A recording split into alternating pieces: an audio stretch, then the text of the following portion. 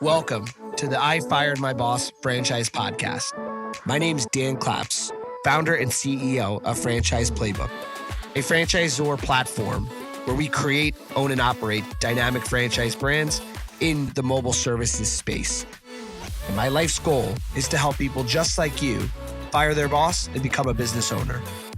And I'm Christian Dadulak, top franchise consultant and co-founder of Real Franchising, a leading franchise consulting firm.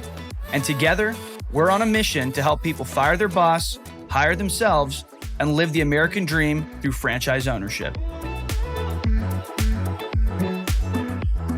All right. Well, if you're listening to this, we took a little recess between last week and this week, but we've got Jeff back here, Jeff Herr. Hey, Jeff, how you doing? Doing good, boys. Doing real good. Nice. Yeah, I'm excited because this is our first, Joe Rogan puts out these like hour and a half, podcasts. There's actually all kinds of studies that that's the new way to do things. It's the long form. So you're going to be our first long form hour and a half podcast episode. I love being first to market on anything, man. You know me. That's a big part of like when we think about brands and whatnot, being first to market. Being first is just fun. So yes, if I can put another feather in my cap for being first with you guys, then I'm happy. I'm a happy camper. Well, that leads us to, kind of our conversation that we want to pick up here. I remember the time, which by the way, to give people, a testimonial to what these guys do at Front Street, Jeff and I have become good friends, and I've been friends with Eric for a number of years. And Jeff, even though I am not like a client, he was willing to take the time to fly out and meet, Voda, the founder, and his wife with me prior and help me kind of identify if I was on the right path. And, I'll never forget you left and said, hey man, like first and only cleaning and restoration. No one's done that. And, yes. That's one of the major drivers for people is that we do both services and no one does that. So sounds like obviously being the first to market is super important, but Jeff, could you maybe give our listeners an idea of what, really makes a brand be positioned to be the next big opportunity, as well as first to the market, what other things they would want to look at? For sure. Yeah. So one of the things that I kind of talk about is in the course of the last 15 to 20 years, myself and my partners, we've worked with over 40 different brands. We've awarded over 10,000 different franchise territories. At the end of the day, that's probably somewhere around 4,000, 4,500 actual franchisees, because a lot of the franchisees buy multiple territories. Some buy singles, some buy more. So 4,000 to 5,000 maybe franchisees. And one of the things that I always talk about is we have really good data around when you launch a brand and you're getting traction and you're starting to find out why people are interested in becoming a franchisee in that brand, or what that avatar is, right? We talked previously on this podcast about, when we were in the tax industry, we figured out the avatar, we figured out a mode of communication to reach that avatar. And over time, we really knew why they came on board, okay? But what's really interesting is if you kind of talk about, when you analyze like, okay, how many actual candidates do I have to talk to for one of them to turn into a franchisee? The kind of some of the statistics around there is like, let's just call it 1 in 10. What I think is like really the most valuable data out there is not necessarily why somebody came on board, because you're going to find out that pretty quickly. You're going to determine the avatar very quickly. You're going to start to see that there's a common thread amongst your franchisees, right? But what is really interesting data is why somebody actually goes through a process. They're super qualified. You want them to join the system, and for one reason or the other, they say, no, I don't want to move forward. Over time, the data around why somebody doesn't buy into the system, and we're talking about qualified people that you want, right? The data around why people decided not to move forward ends up being more valuable than why they moved forward, in my opinion, okay? And so where I'm going with all of this is at Front Street Equity Partners, when we are looking at particular brands and particular categories, and as we're getting to know the founder, and as we're getting under the hood and we're diving deeper, that is one of the things that we always think about is, okay, why will somebody not move forward with this brand, right? Because if we love it and the founder loves us and we're looking at putting together a deal to move forward and scale, we want to always be thinking about, like, why won't the candidate move forward? And for us, a lot of times it's because there is not a very clear positioning of that brand in the marketplace. And it's hard to find something like truly like one of a kind unique. And I don't even know if that might, and if you found something like that, it might be even too niche to scale anyways, right? So like Dan, with you clearly weren't the first person to come out and say, hey, we do cleaning, right, as a franchise. And you certainly weren't the first person to come out and say, hey, we do restoration. But in terms of going to market with, hey, we are the first company that actually packaged these things together, and here's all the reasons why we did that, that is super unique, right? And so sometimes you can take existing things that are out there and you can make them better, or you can put 2 things together or 10 things together. What's interesting about it, Jeff, is like, as I've learned as we've grown, is that I actually get, because it's so in front of us, like something that seems like so crazy, like Uber does, I get a lot of pushback on that. What do you mean you're not the first and only cleaning? And yes, there's some restoration businesses that if you like go to their house, if they come to your house and you beg them to clean your carpets, they'll do it. But no one markets and built a system around, we do floor cleaning and restoration. And it was such a first to market thing that seems so obvious that people actually push back on it, right? Because it seems so simple, but you're right. And it's powerful. It's being the only to do that. So, and I could argue that to be the first at something, sometimes has its challenges too, in the sense that you're early and people, like I said, they push back on it because they've never seen it before.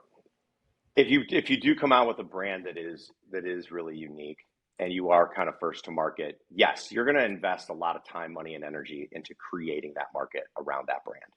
And you're going to spend a lot of time, money, and energy around educating the public.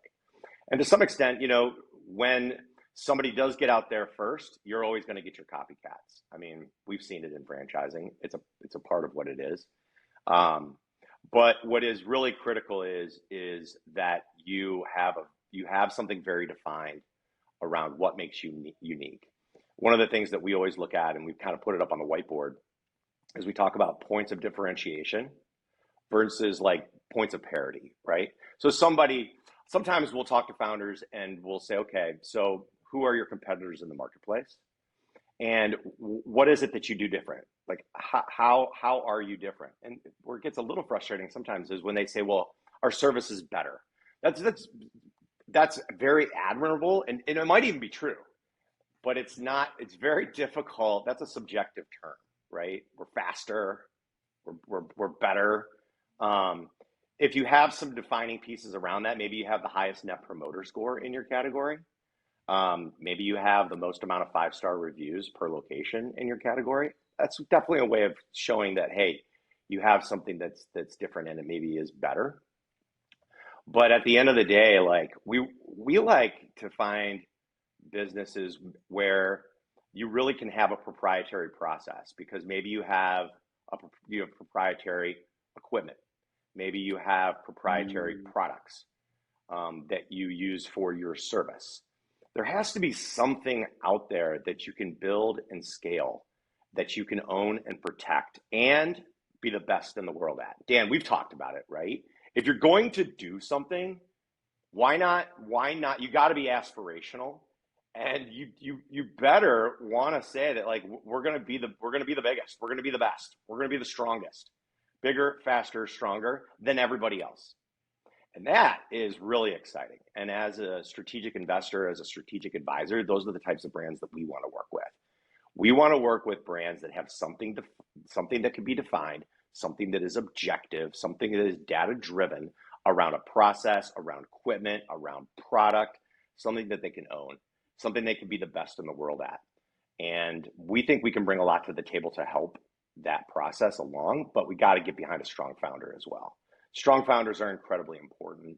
You have to see that we like to see what we call grit and grind. It's very important for us.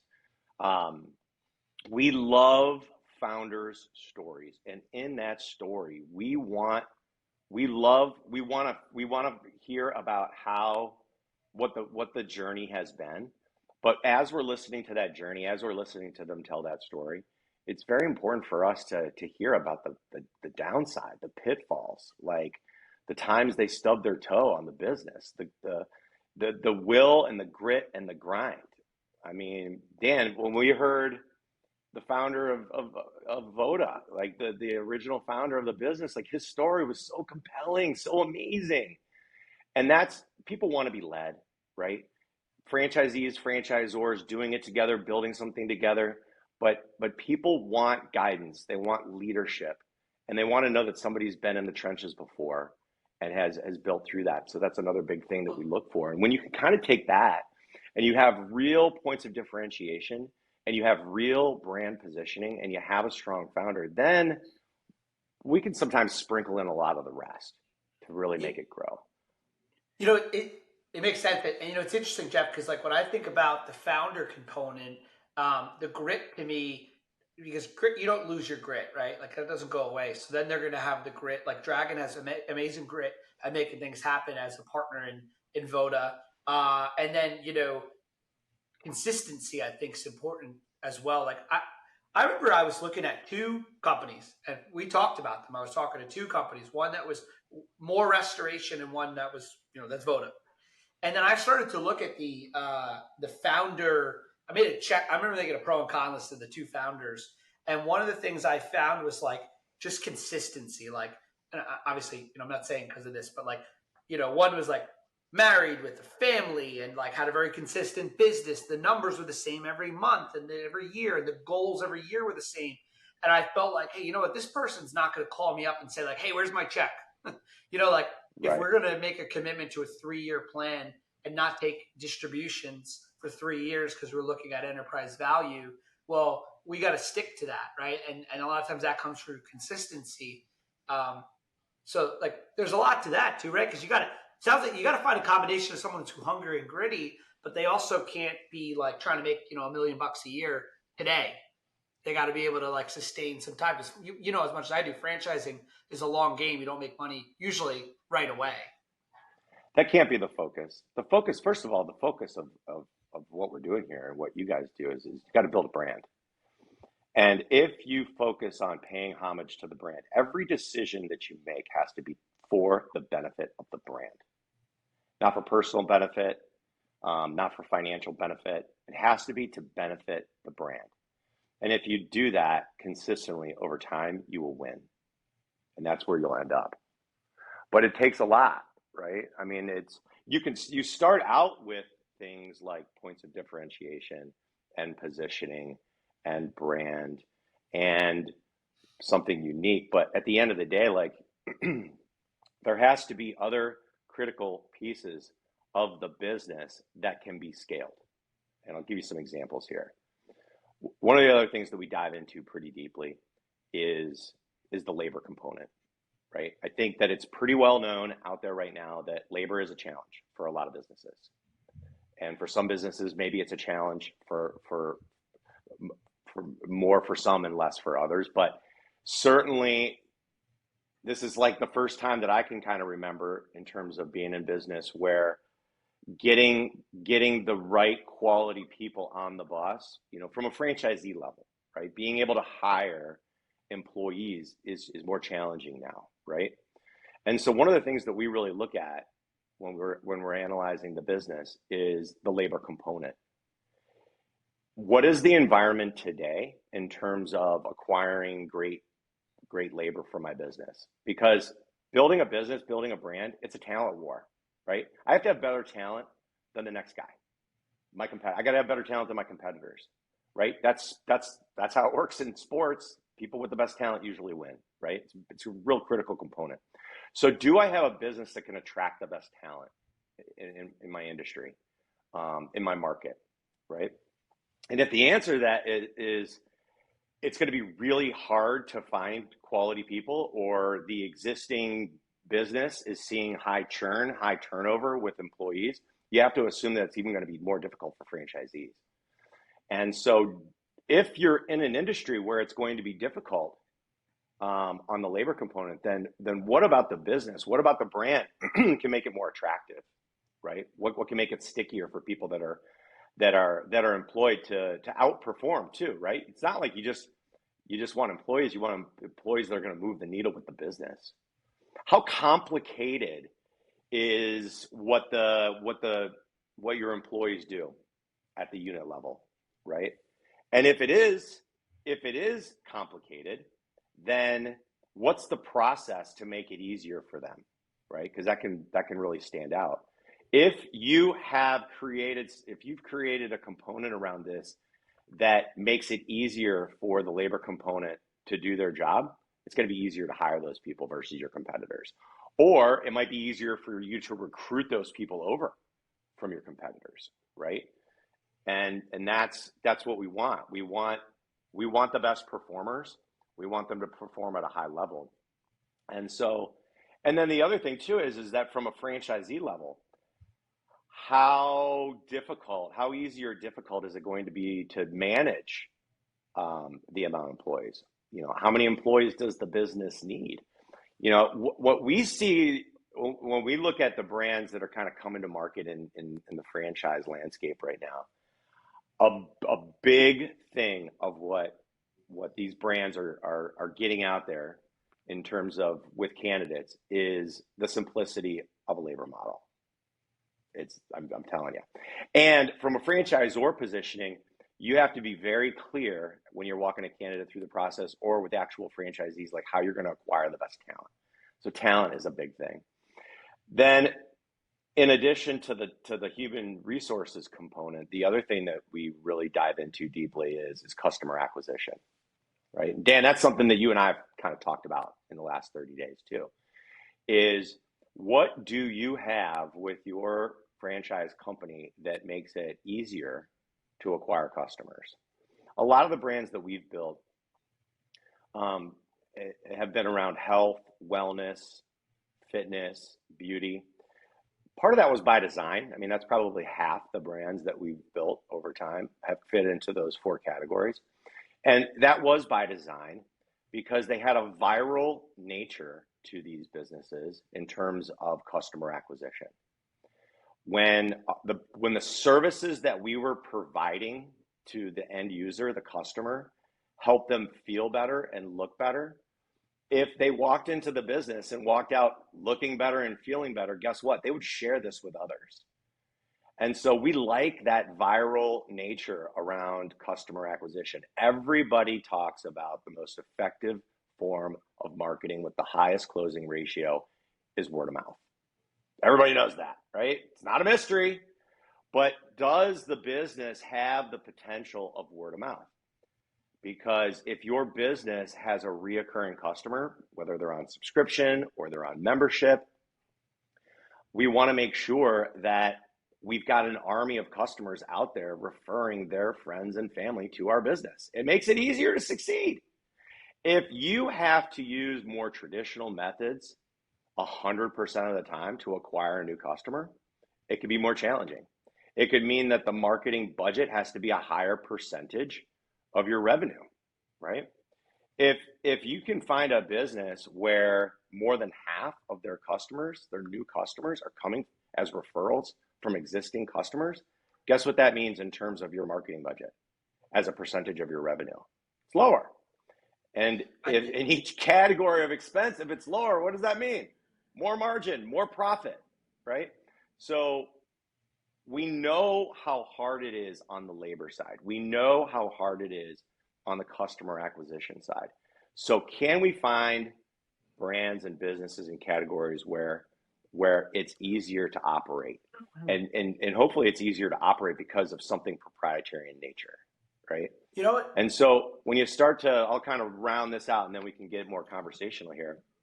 When we talk about building brand, we talk about the strength of the founder, we talk about points of differentiation, real positioning, a very clear path around human resources, a very clear path around customer acquisition. When you start to put all that in the blender, that's us. That's what we're looking for. And it's not like we can just check off 4 out of the 5 boxes or 45 out of the 50 boxes. We got to make sure it checks all those boxes so that we can go to work, launch, build, scale, exit. Makes sense. Think about. Oh, go ahead, Christian. Well, one thing I wanted to add, what I found interesting about that was, right, obviously you want your customer acquisition cost to be low. And so, correct me if I'm wrong, but it sounds like one big reason you guys at Front Street like health, wellness, beauty is because it almost has that Instagrammable nature to it where you can share with people and that adds to the virality of it. No? That's right. I mean, the other thing too that goes hand in hand with that is we like to read reviews. I mean, there's a lot of different platforms for reviews. You have Yelp, you have Google, you have Facebook, right? I mean, we want to make sure that there's a consistent message coming from the customers and their reviews about how attached they are to the service. I remember launching a brand 10 years ago, and it had a couple of big competitors. And one of the reasons why we decided to get involved was one of the competitors, like all the reviews that were left for this competitor, it was pretty compelling. Like it told us a lot about the industry. Like they're paragraphs and paragraphs and paragraphs, right? Accompanied by a 5-star thing. And we said, okay, if we can create a point of differentiation and real positioning, then we can harness the goodwill of this company to like rocket right past them. And we ended up doing that.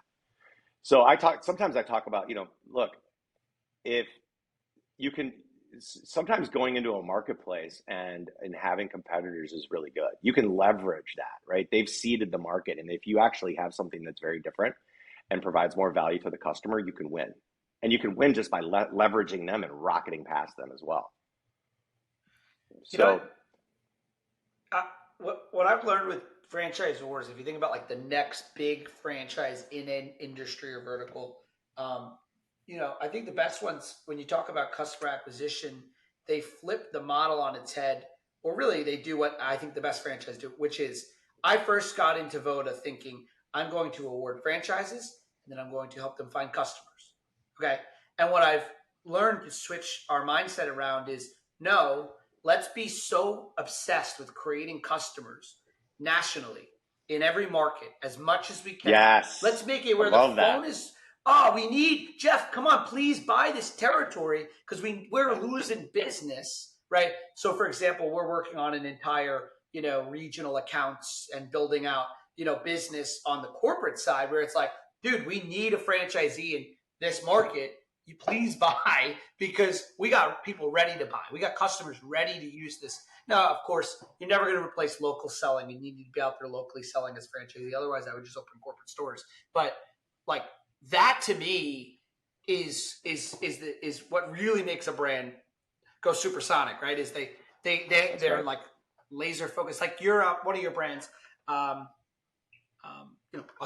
lot of your brands. I mean, think about like the craze that like in the past with cycle bars, like people love that workout. They want to do it in that market. There's no Soul Cycle in that market and they want it. Mm-hmm. And you guys took like a cycling class and said, hey, this doesn't just belong in New York City and LA. Right. This should be on every street corner in America.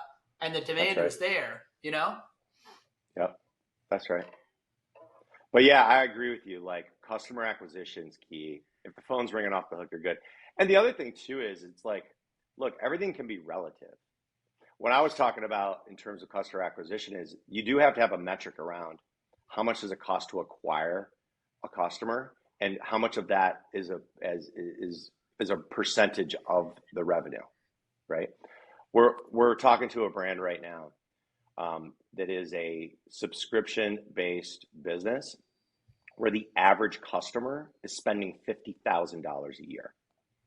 This is a reoccurring customer that comes in multiple times a month and stays in perpetuity for years and years and years, right? So if I know that I got a customer that's going to deliver $50,000 worth of revenue, I can spend $5,000 to get that customer, right? Because that's a one-time cost of $5,000, and I'm getting 50 grand a year in perpetuity. And there's no reason for these people to ever get off to ever really quit or churn. Now, if my average ticket is $50, I can't spend $50 to get that customer if it's a one-time purchase, right? So it is all relative, but you got to have the solution, whether you got a high ticket item or a low ticket item, of how can you acquire the customer? How can you retain the customer? How can you get that customer to refer other people to my business? Love it. Well, it was awesome to have you on, Jeff. One thing I wanted to say too that really stood out to me is I think a lot of people, they think they need to create the new iPhone, right? But and like you said, it's not just about the what that's being delivered, which I think Voda has done tremendously well, where they have the cleaning and the restoration combined. You can take two very common things, but the combination of it makes it special. But it's not just the what, but it's also the how. Like, how is the what delivered?